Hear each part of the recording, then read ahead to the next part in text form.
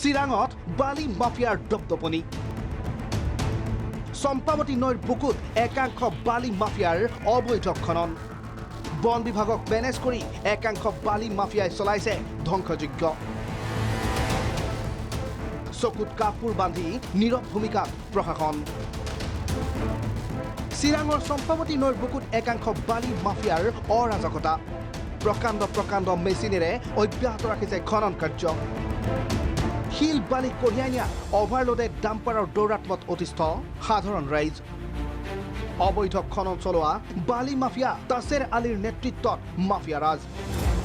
জিলাখনৰ শ্যামনঠাইবাৰী মোজাবাৰী বাসুগাঁও আদি বিভিন্ন ঠাইত চম্পাৱতী নৈৰ বুকুত অবৈধভাৱে খনন কাৰ্য চলাই গৈছে একাংশ বালি মাফিয়াই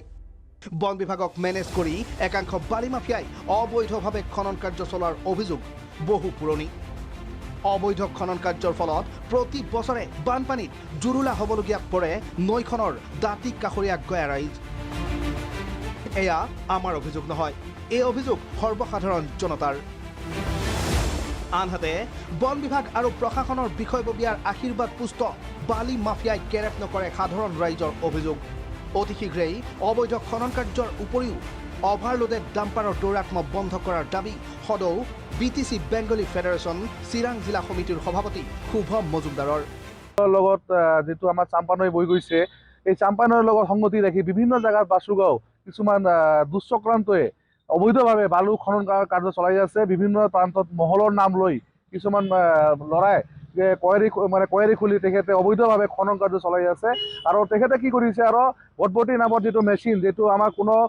পাৰমিশন নাই এটো ইউজ কৰাৰ এটো লগাই তেখেতে অবৈধভাৱে খনন কাৰ্য চলাই আছে আমি সবচেয়ে দুখ পাইছো কাৰণ আমাৰ অসমত যেটো সবচেয়ে জ্বলন্ত সমস্যা বানপানীৰ সমস্যা আৰু এই ধৰণে কাৰ্য যদি তেখেতে দিনকে দিন যদি চলি থাকে আগামী দিনত আমাৰ বানপানী অসমৰ যেটো সমস্যা এটো কিন্তু নাই কেতিয়া শেষ নহব এইবোৰ মহলদাৰ যিবোৰ কয় মহলদাৰ বা মহলৰ লগত জড়িত থকা যিবোৰ মানুহ আছে এটো সোনকালে কৰায়ত্ব কৰিব লাগে আৰু তেখেতৰ লগত জড়িত থকা যি হা সামগ্ৰী আছে এটো কৰায়ত্ব কৰি এই আনথৰাই যিবোৰ মহল আছে অতি সোনকালে বন্ধ কৰিব লাগে কিয়নো প্ৰতি নিশা এই মহলৰ পৰা আপুনি চাবলৈ গ'লে মোটামুটি 600 গাড়ী ডাম্পাৰ হওক বিভিন্ন ট্ৰেক্টৰ দি হওক তেখেতে অভাৰলোডকে প্ৰতি নিশা চিৰাং জিলাৰ বিভিন্ন প্ৰান্ত দি তেখেতে মাল পাচাৰ কৰি আছে জিলাখনৰ বন সংমণ্ডল বিভাগৰ অন্তৰ্গত চম্পাৱতী নদীৰ বুকুত একাংশ বালি মাফিয়াই অবৈধ খনন কাৰ্য চলাই থকা পৰিলক্ষিত হৈছে কিন্তু এই ক্ষেত্ৰত বিভাগীয় কৰ্তৃপক্ষৰ লগতে আৰক্ষী প্ৰশাসনে নীৰৱ ভূমিকা লোৱা বুলি সময়ে সময়ে অভিযোগ উত্থাপিত হৈ আহিছে প্ৰকাণ্ড মেচিনৰ সহায়ত চলাই গৈছে অবৈধ খনন কাৰ্য আৰক্ষী প্ৰশাসনৰ নাকৰ তলেদিয়েই অব্যাহত আছে অভাৰলোডেড ডাম্পাৰৰ দৌৰাত্ম কিন্তু এই ক্ষেত্ৰত কোনো ধৰণৰ গুৰুত্ব দিয়া নাই বিভাগীয় কৰ্তৃপক্ষই এইবাৰ শুনক এই কল ৰেকৰ্ডিংটো তুমি সবাকে ডাকাও একসাথে আমি লাগলে একজুট করবো সব ডাম্পারের মালিকরে ঠিক আছে আমি একজুট করবো ডাম্পারের মালিকরে বাসুগাঁও সেই কজন ডাম্পারের মালিক আছে লাগলে অফিসে নিয়ে যাবে আমি অফিসে নিয়ে যাবো কি কথা কওয়াতে লাগে তোমরা কইও মান্থলি যদি ওরা যদি সবাই যদি এগ্রি হয় তোমাদেরকে মান্থলি দিতে তাহলে দিমু আমাদের তো কোনো অসুবিধা নাই তোমাদেরকে যদি মান্থলি দিতে লাগে তাহলে তোমরা ওইদিকে ম্যানেজ করবা পুলিশ আছে থানা আছে ফরেস্ট আছে সবগুলা ম্যানেজ করে নিবা তাহলে তোমরা এমবিআই টেমবিআই খালি তোমাদেরকে মান্থলি দেবো কিন্তু তোমরা ওই কি করবো আর ওইদিকে যাতে আমাদের গাড়ির কোনো প্রবলেম না হয় চলাইতে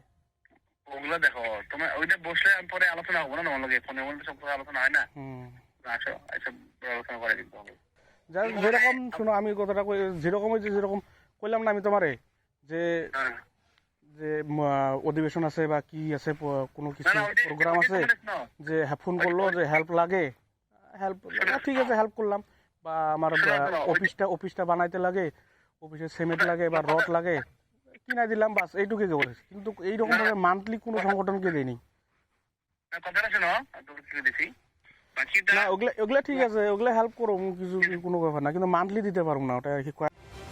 ডাম্পাৰৰ মালিক কেশৱ বৰ্মন আৰু সদৌ অসম বেংগলী যুৱ ছাত্ৰ ফেডাৰেশ্যনৰ সহকাৰী সাধাৰণ সম্পাদক জিৎ পালৰ বাৰ্তালাপ এয়া ডাম্পাৰৰ মালিকক মাহিলী টকা আদায় দিয়াৰ দাবী বেংগলী ফেডাৰেশ্যনৰ নেতাৰ যি সময়ত দুৰ্নীতি নিৰ্মূলৰ বাবে বিভাগীয় কৰ্তৃপক্ষক নিৰ্দেশনা প্ৰদান কৰা পৰিলক্ষিত হৈছে তেনে ক্ষেত্ৰত ছাত্ৰ সংগঠনৰ নেতাই ধন দাবী কৰা কাৰ্যই ব্যাপক দুৰ্নীতিৰ স্বৰূপ উদঙাই দিছে। 15 তাৰিখ জানুৱাৰী 15 তাৰিখে মোক সন্ধিয়াবেলা ফোন কৰিলে, মানে তাৰ আগতে এদিনে মোৰ ঘৰত গ'ল সিহঁতে। জিতপালৰ নামৰ তাই বাঙালী ফেডাৰেশ্যনৰ কিবা বুলি প্ৰেচিডেণ্ট ছেক্ৰেটাৰী বুলি কৈছিল, ইমানখিনি মনত নাই। মোৰ ঘৰত গৈছিল, ঘৰত যাই কিনে ক'লে যে এনেকুৱা আলোচনা আছিল, আপোনাৰতো ডাম্পাৰ চলি থাকে, তো কিবা এটা আৰ কি আলোচনাৰ মাধ্যমত কিবা কৰা যায় যদি। ইমানখিনি মই গুৰুত্ব দিয়া নাই। তাৰপিছত মোক ফোন কৰি থাকে। পিছত এদিন ফোন কৰিলোঁ, ফোন কৰা কথা পতাৰ পাছত কয় যে আমাক মান্থলি দিব লাগিব। মই ডাইৰেক্ট ক'লোঁ আপোনাকতো মই মান্থলি দিব নোৱাৰোঁ, কাৰণ বাসুগাঁও ফ্লাইঅভাৰৰ তলত এদিনাখন মানে ড্ৰাইভাৰক আটক কৰি কিনে, গাড়ীখন আটক কৰি কিনে ডাইৰেক্ট মানে ড্ৰাইভাৰক ধুমুকি দিলে যে গাড়ী নচলাবি বুলি, নহ'লে গাড়ী ভঙাই দিম, মাস্ক চচাই বহুত কিবা কিবি গালি পাৰিছে। এইখিনিয়ে পদক্ষেপ, আইনৰ পদক্ষেপ ল'ম আমি। বৰ্তমান আইনৰ আশ্ৰয়ত আহিছোঁ। বৰ্তমান চাওক, আইনৰ এজাহাত দিম এতিয়া জিতপালৰ নামত, কি আইনে কি ব্যৱস্থা কৰে এইটোৱে আৰু। এই বাতৰি সম্প্ৰচাৰ হোৱাৰ পিছতো চকু মুদা কুলিৰ ভাৱত থাকিব নেকি আৰক্ষী, প্ৰশাসন তথা বন বিভাগ? কি ব্যৱস্থা গ্ৰহণ কৰিব ঊৰ্ধ্বতম কৰ্তৃপক্ষই? চিৰাঙৰ পৰা ৰেমছ সেনৰ ৰিপৰ্ট, ভিজন প্ৰাগ।